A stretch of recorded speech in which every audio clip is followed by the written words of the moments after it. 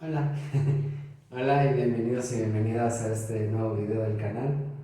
El día de hoy voy a hablar de los enfoques, no de los enfoques tal cual cada uno, porque creo que esa información pues la pueden buscar en Google o pues hay muchos diplomados y muchas maestrías y especialidades que se enfocan a pues formarse en cada uno de los enfoques que hay.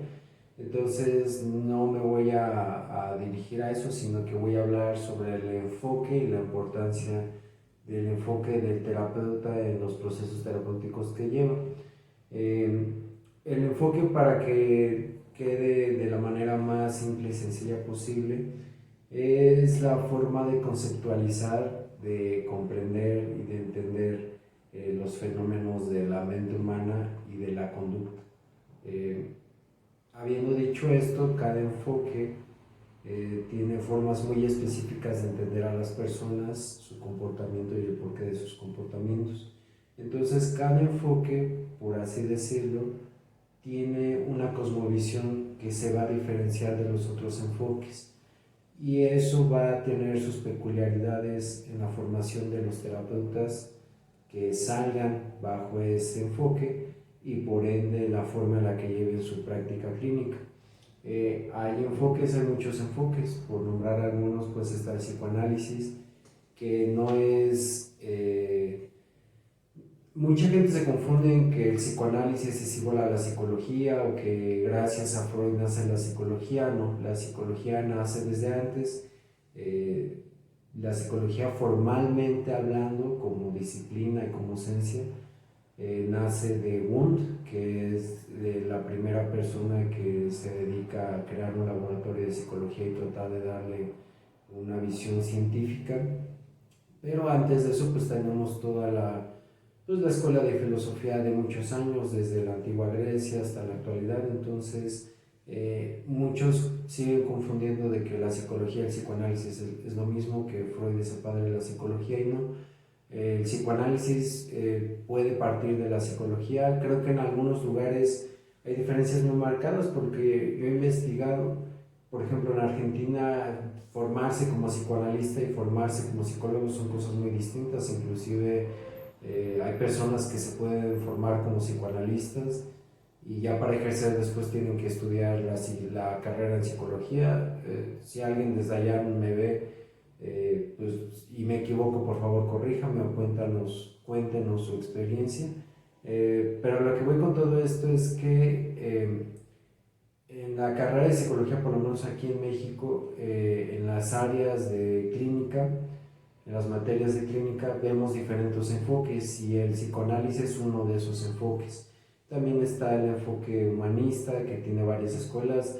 El psicoanálisis también tiene muchas escuelas.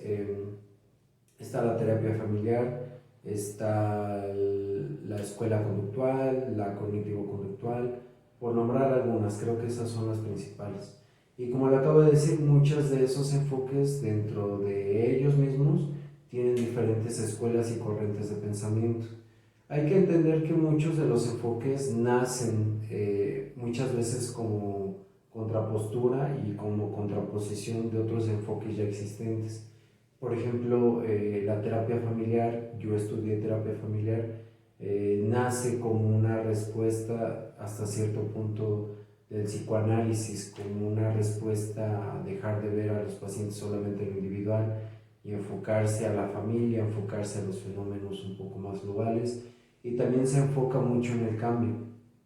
Ahora, eso no es que esté bien o mal, simplemente es entender que muchos de los enfoques interactúan entre sí y generan respuestas entre sí, que muchos colegas caen en esta cuestión de pelearse con otros colegas de otros enfoques, ¿no?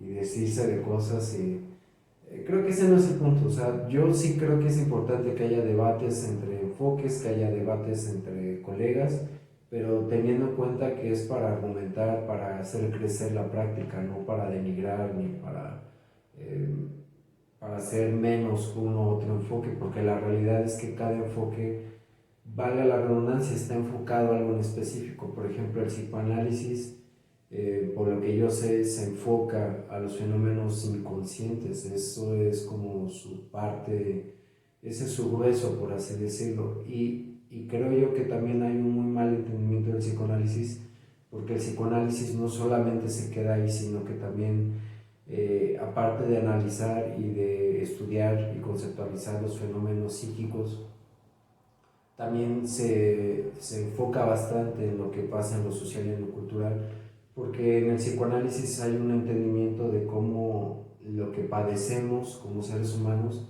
siempre está en relación con la cultura y con la sociedad. O sea, no podemos separar esa parte.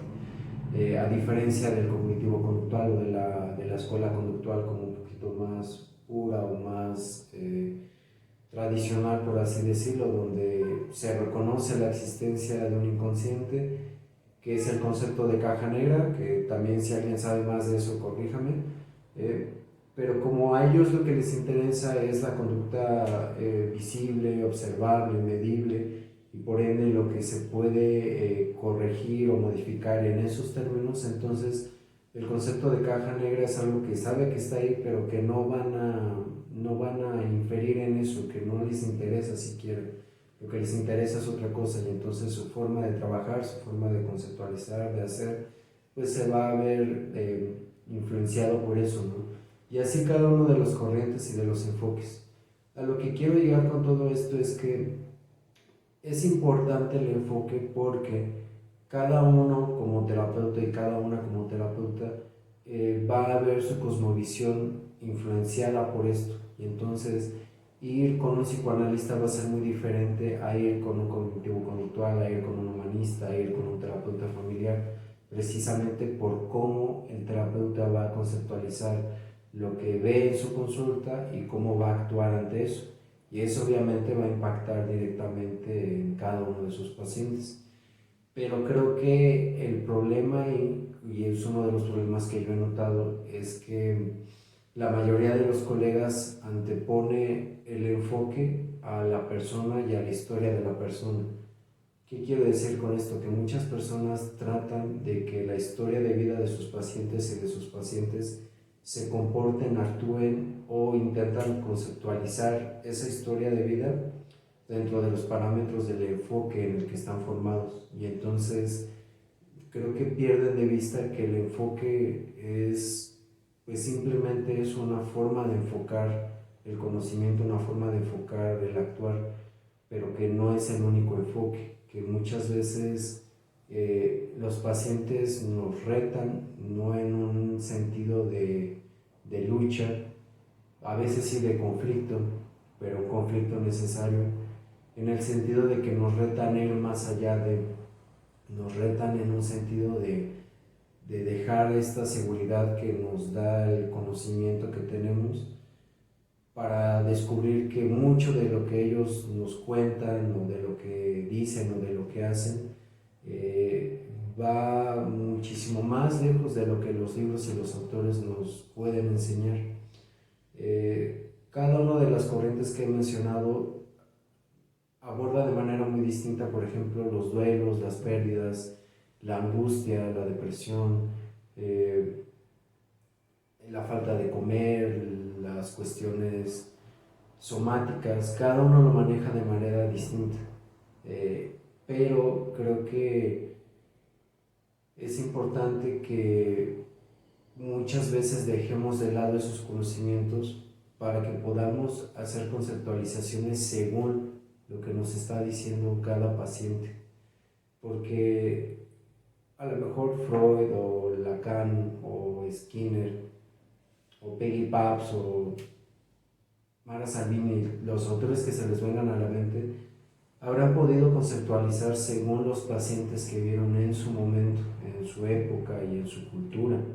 Recuerden que no es lo mismo atender pacientes en México, donde estamos insertados en una cultura que tiene ciertos rituales, que tiene ciertos paradigmas, que tiene cierto estilo de vida, a atender a alguien que, por ejemplo, vive en Estados Unidos, porque para empezar el lenguaje es distinto, la forma de conceptualizar es distinto, la forma de vivir es distinto. Entonces desde ahí ya se crea una brecha muy grande sobre cómo ir atendiendo a las personas.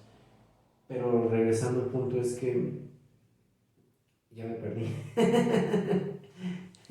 Eso es a lo que quiero llegar, que creo que es importante perderse, que es importante que vayamos más allá del enfoque, que dejemos de lado lo que tenemos preconcebido como profesionales y que podamos ir más allá. Como dicen, el mapa no es el territorio, la mapa, iba a decir la mapa, porque Mapa es un estudio japonés que se dedica a hacer animes. De hecho, Mapa hizo las últimas temporadas de Attack on Titan, o Shingeki no Kyojin, como le quieran decir, o Ataque a los Titanes. A mí me gusta el anime, eh, y creo que se me vino a la mente porque creo que ellos hicieron algo muy arriesgado. Si ustedes conocen un poco de ese anime o del anime en general, pues sabrán que Attack on Titan es un anime que ya lleva muchos años al aire, que tiene una pues legión de seguidores muy aferrados, muy aguerridos, muy exigentes, y pues tomaron un proyecto que prácticamente el estudio anterior soltó porque animar precisamente esa historia, ese manga, adaptarlo es muy arriesgado, es muy costoso, y la historia es muy compleja, muy compleja, tiene muchos arcos. Y Mapa lo que hizo fue pues atreverse a hacer algo, ¿no? Atreverse a agarrar esa historia, no dejarnos colgados y entregar lo que ha podido, y a mi parecer lo han hecho muy bien. A mí me ha gustado mucho lo que han hecho, hay cosas que no me han gustado del todo, pero creo que ese es el punto al que quiero llegar, que el mapa no es el territorio. Podemos saber mucho o no, porque también hay colegas que se forjan en un enfoque y les enseñan puras tonterías como que la terapia está linda y está bien, o que hay que abrazarse, o que la relación sana, sin realmente entender qué es lo que sana y cómo es la relación terapeuta-paciente, ni entender qué es lo que sí ayuda. Eh, pero es importante entender que todas estas conceptualizaciones que podamos tener sobre la mente humana, sobre la conducta humana, es solamente un mapa. Nos pueden explicar un poco de cómo llegar a ciertos lugares, pero ya caminar el territorio implica ir más allá del mapa y reconocer que lo que dice el mapa muchas veces no está trazado así, que cada eh, paciente nos propone un territorio muy distinto al que creemos conocer, y caminarlo es lo realmente difícil. Caminarlo implica arriesgarse, caminarlo implica enfrentar incertidumbres. Ese es el punto al que quiero llegar acá, que muchas veces ese miedo a la incertidumbre de qué nos van a plantear cada paciente, cada sesión, cada semana, es lo que evita que muchos colegas vayan más allá de su enfoque y escuchen. Eh, la realidad es que, y aunque muchos no estén de acuerdo con eso, es que semana con semana, y no solo semana con semana, es día con día y hora con hora, no sabemos en realidad si los pacientes van a regresar o no. Esa es una realidad, no sabemos si van a regresar o no, si van a llegar o no van a llegar, y si llegan, ¿qué nos van a contar? Podemos decirle algo en la sesión, terminando, en medio de la sesión, lo que sea, y a lo mejor creemos que eso va a tener cierto efecto, y cuando regresan a su próxima sesión nos cuentan algo que a lo mejor no esperábamos, y entonces eso siempre nos saca de esa expectativa, ¿no? Y creo que hacerse expectativas es algo que parte de la naturaleza humana, que es algo que nos ayuda a hacerle frente a la incertidumbre, pero también es algo que nos enseña mucho. También creo yo que alejarse del enfoque es ya llegó alguien con su música, pero bueno, eso es lo que pasa. O sea, hay cosas que se nos salen de control y hay cosas que no podemos evitar. Ya depende de cada quien cómo hacerle frente o cómo tomarlo. Eh, pero creo que eso es lo importante, ir más allá del enfoque, ir más allá de lo que creemos que es cierto, y dejar de encuadrar, o esa es mi reflexión, dejar de encuadrar a los pacientes al enfoque ni al diagnóstico, sino que el terapeuta sea el que se atreva a relacionarse con su paciente más allá del enfoque, más allá de lo conocido, y que pueda crear una relación de ayuda en donde él también se exponga. Creo que eso es lo importante también.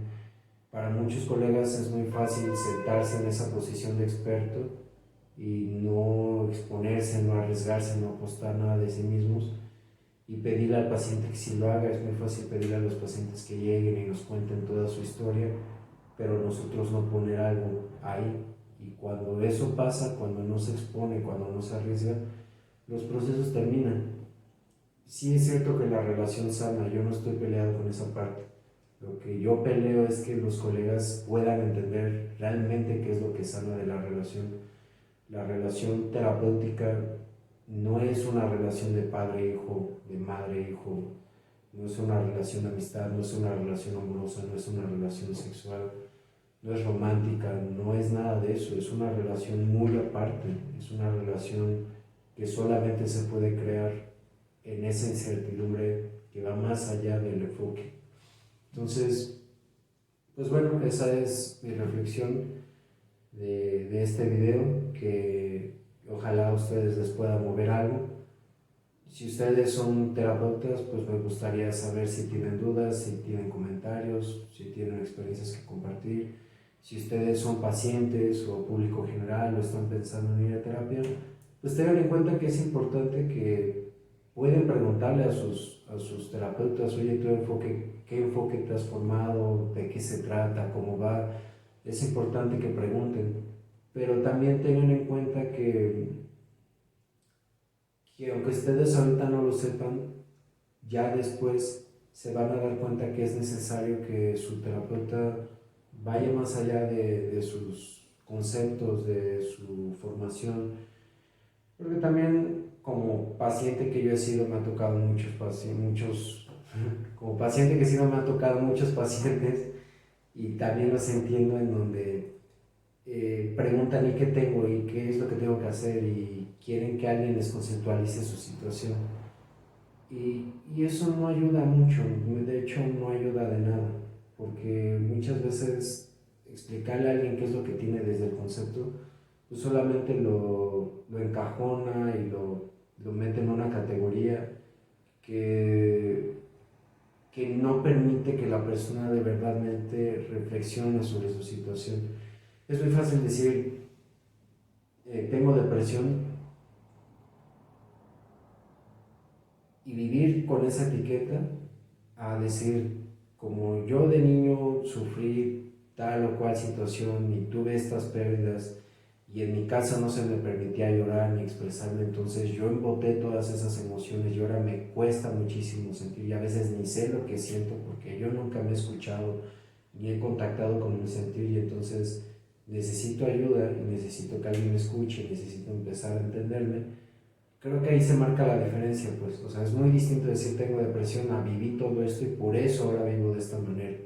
Es más allá del enfoque, creo que lo que yo he aprendido y he encontrado es que las personas dejan los conceptos y empiezan a poner su propia historia, sus decisiones y sus acciones en primer plano. Y cuando eso sucede, muchos pacientes dejan de preguntarse cuál es su diagnóstico o cómo los conceptualiza su terapeuta, sino que empiezan a entenderse a sí mismos y eso sí produce cambios. Entonces, eso, ojalá que no las haya hecho bolas, y si los hice bolas, pues ya ni modo, háganme preguntas al respecto si lo consideran necesario. Y pues, ahora sí, ya para terminar, hoy es el día del psicólogo y de la psicóloga. Muchos colegas ya se felicitaron. Yo honestamente no he felicitado a nadie, no creo hacerlo porque a lo mejor piensan que soy muy amargado y pues a veces sí soy amargado, pero también creo yo que antes de felicitarnos y de vanagloriarnos, como muchos años se ha hecho, es necesario hacer una crítica y una reflexión de qué es lo que hacemos, cómo lo hacemos y hacia dónde vamos. Y pues nada, a ver si con esto termino el video y nos vemos. Adiós.